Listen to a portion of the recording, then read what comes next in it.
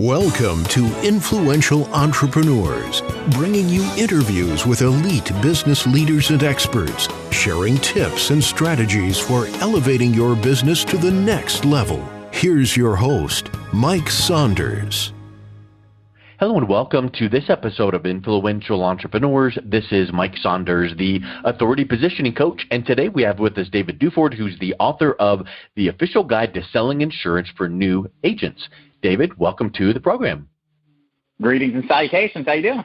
Hey, doing awesome. I'm looking forward to chatting with you because I always love to hear about, the official guide or how-tos and how, cut through the clutter and show the, clues to success. Before we get into your book and the what you do for agents, give us a little bit of your background and what was your entrepreneurial journey leading up to this point. Sure. So I come from a family of entrepreneurs and salespeople, so it's kind of in the blood to start and create my own business. Well, I first started out of college. I didn't want to go work the 9-to-5 grind, so I started a personal training business right at about the time that the Great Recession hit, if you remember, 15 years ago or so, and struggled through that until I eventually tapped out and couldn't take it anymore. And in the process of getting out of that business, I stumbled across the insurance business. I never dreamed of wanting to sell insurance. I couldn't think of a product I was less interested in. But desperate times call for desperate measures. And I stumbled across a product called Final Expense Life Insurance. It was a very interesting market, a large market, growing market with seniors getting older and needing final expense coverage. And I jumped in first as an agent, and then eventually as an agency owner, where I transitioned from just selling to then building a team. And fast forward 10 years now, we train agents nationally. I'm an influencer on YouTube, and it's been a wonderful ride. I remember those times really well as far as the downturn, because I was in the mortgage banking industry with JP Morgan Chase, and it just dried up. It just went gone. And so my pivot was getting my MBA in marketing and going down that path. And yours was, a little known thing called final expense. Who would have thought, right?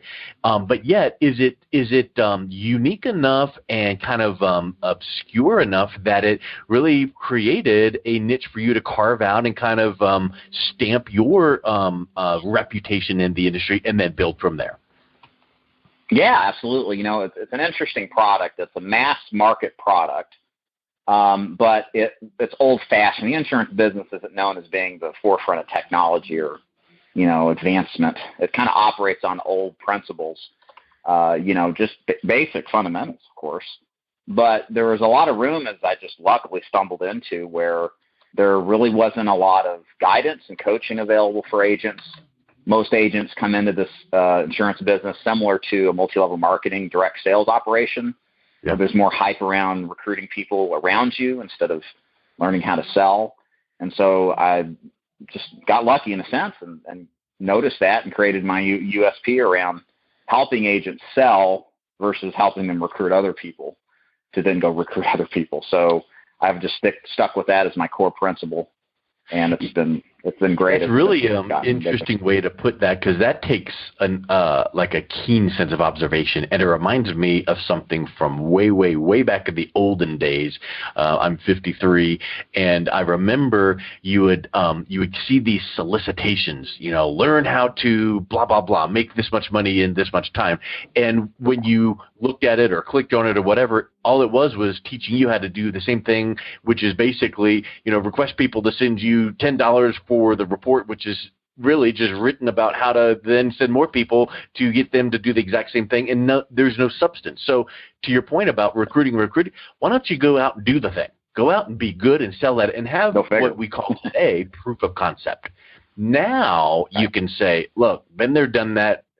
Went to the school of hard knocks, figured out how to do it the right way, had some failures. Let me come alongside you and guide you. So that's what you have done there, and I think that is the best way to have someone kind of engage with your brand and really have that believability. Well, and thank you. I kind of look at this business, and I'm sure there's a lot of parallels with other businesses.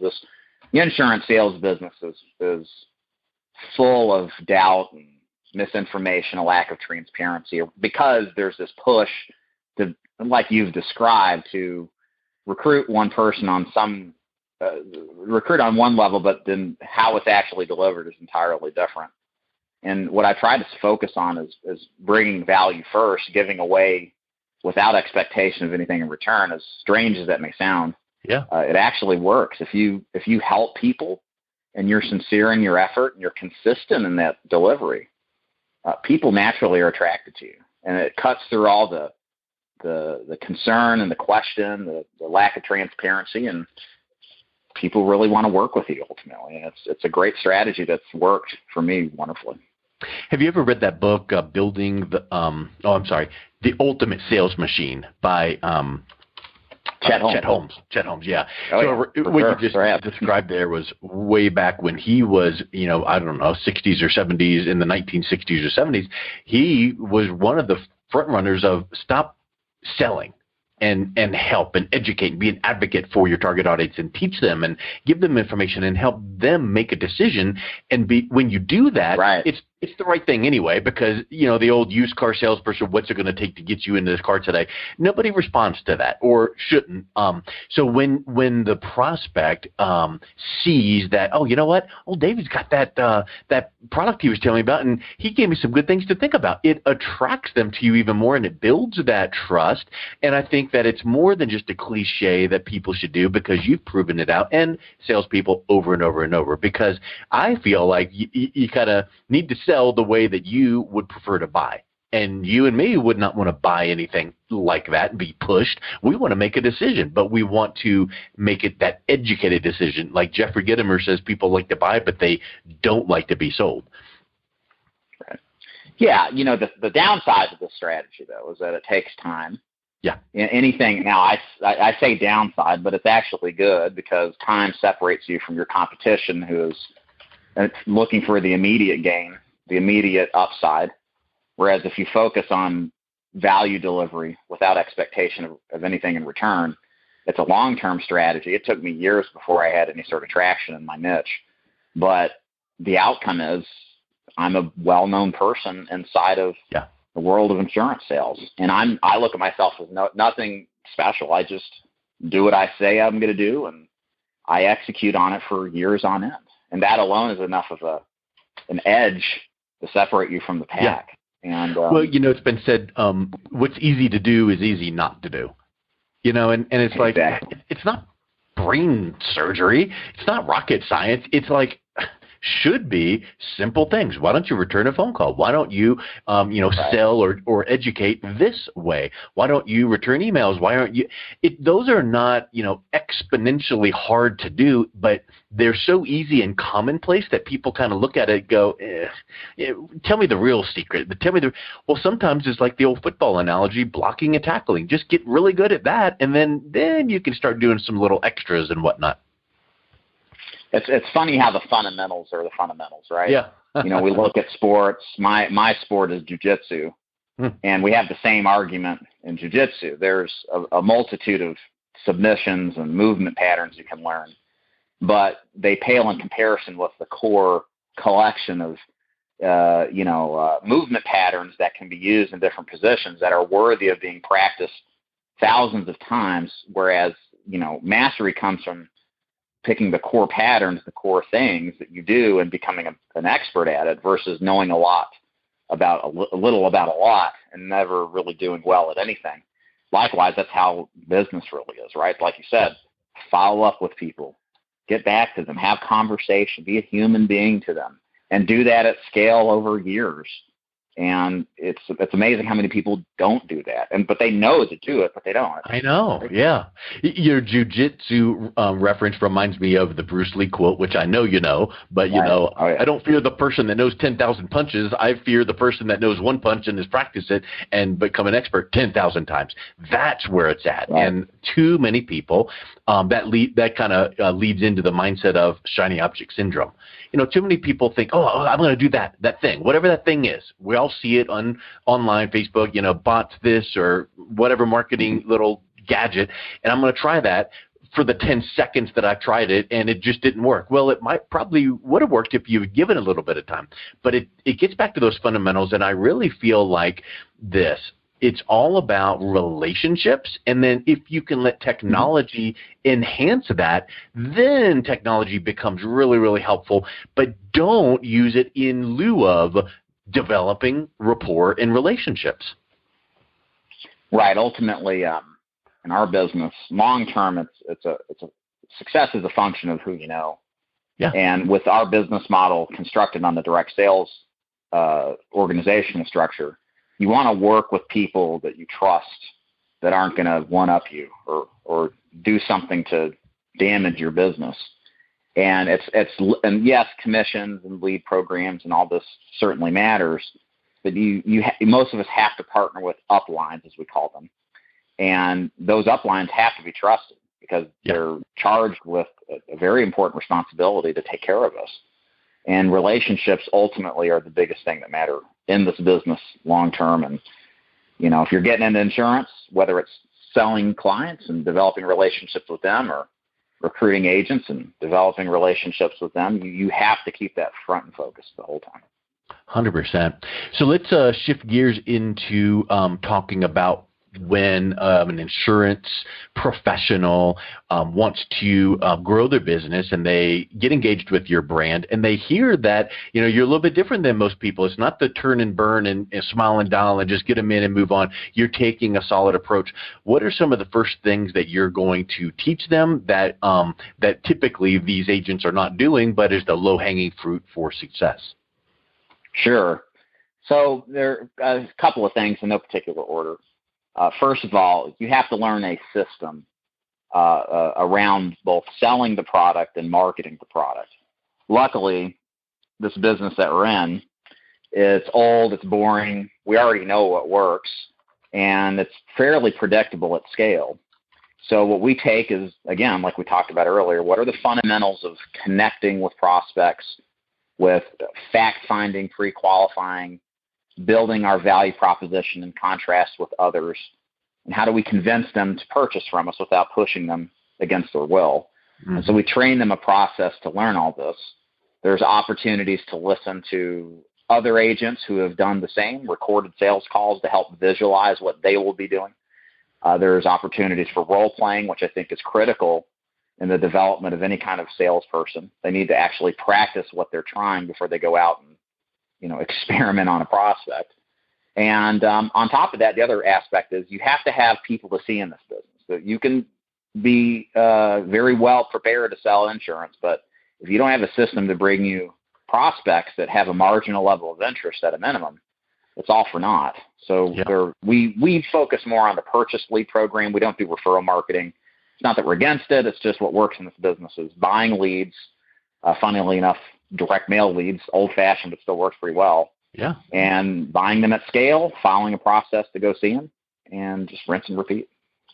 Well, I think, first of all, whatever works is what you continue to do. And if it's buying leads, that's wonderful. And I would suspect that then the approach of those, because those leads, they're like the old lending tree back in the day when you put your name in for mortgage or whatever the case is and just get dozen and all of a sudden it's just like delete, just make it stop. So how do you stand out? Many times it's just your approach.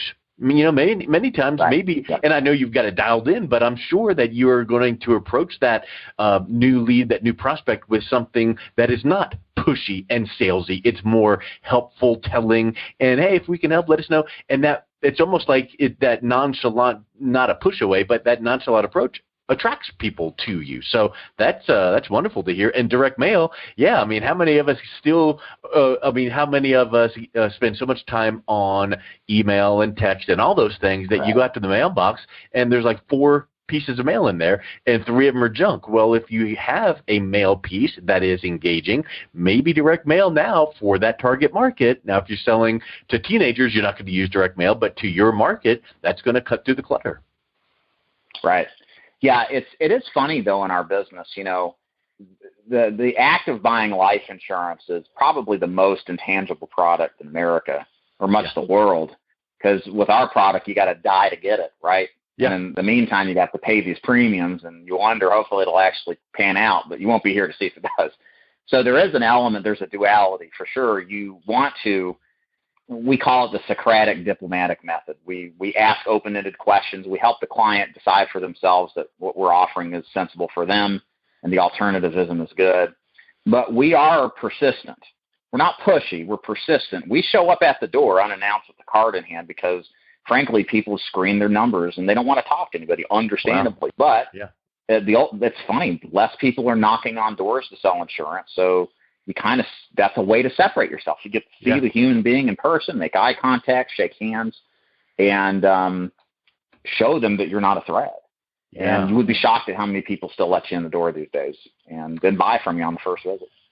Well, anytime that you ask someone their, 10 people's opinion, you're going to get 427, variations of it. But one thing that I would say to you is, for me personally, if I looked out my window because the doorbell rang, if someone's standing there with a clipboard, I'm not answering the door. So I'm sure you figured out the nuances to stand back and have a smile and ask whatever the question is. And, we had someone literally the last weekend come to the house, and my wife answered the door, and they're like, I guess you're the queen of the castle, aren't you? And immediately it just puts her on edge like, what?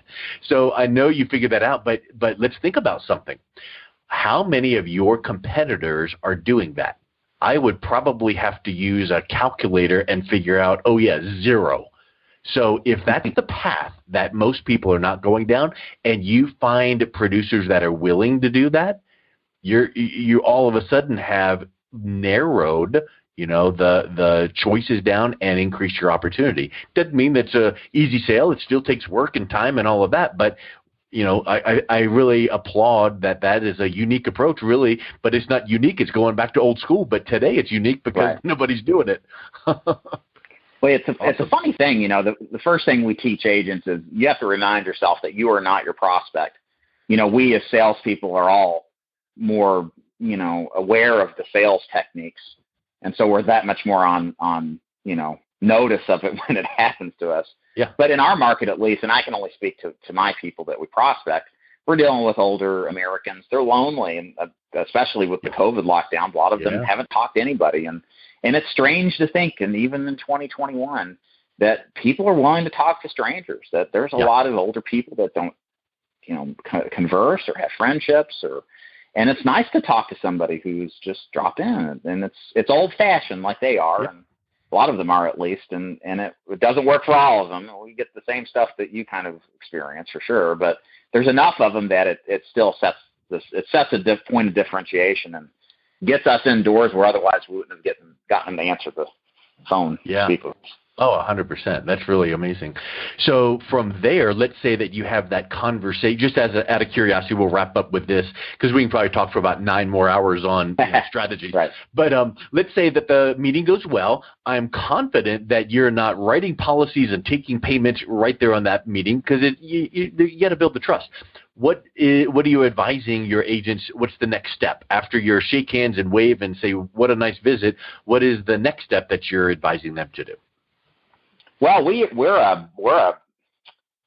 a one-call close, so we're getting the sale completed now. But we want as little friction as possible, and because we're dealing with retirees, they are on a fixed income. Yeah. So generally, our strategy is to get the client approved medically for coverage, because with life insurance, you have to go through what we call the business prevention department, the underwriters. You got to make sure that the prospect is acceptable. So there's always that part of it. But once they're approved, we don't take the money usually up front. We set it up to come out of their bank accounts automatically as soon as they get their check deposited every month. And they're very thankful for that because they live month to month, a lot of them, and they want to make sure it's well budgeted. And that's that. It's a very transactional business in the sense of you don't go back and have to follow up with clients. You maybe want to call every year just to check in and see if you can help out with anything else. But beyond that, it's over and done with. It's the big appeal of final expense life insurance. It's one call and it's done, and you either sell it or you don't. Yeah. Excellent. Well, listen, I really appreciate your insights. It's such a refreshing interview to talk to someone that's not using the word bot or automation nothing wrong with those things necessarily, but I love it's like look, let's just go roll up our sleeves and talk to people and be human with people. So I really think that's awesome, David. I think that's a recipe for success. So thank you so much for coming on. What's the best way, if anyone's listening to this, what's the best way they can reach out, connect with you, pick up copies of your books, listen to your podcast and YouTube channel? Sure. Yeah. So a couple of places you can go, davidduford.com. If you want to check out my website and what my agency is all about, you'll see how you can purchase my books from there. And then also, if you're the kind that likes to watch video or listen to audio, just go to YouTube and put my name in, David Duford, D-U-F-O-R-D, and you'll go down the black hole of YouTube video content pretty quickly with all the videos I've got. I've been doing it for about 7 years, so plenty there to watch. Awesome. Well, David, thank you so much for coming on today. It was really a great pleasure talking with you. You too. Thank you. You've been listening to Influential Entrepreneurs with Mike Saunders. To learn more about the resources mentioned on today's show or listen to past episodes, visit www.influentialentrepreneursradio.com.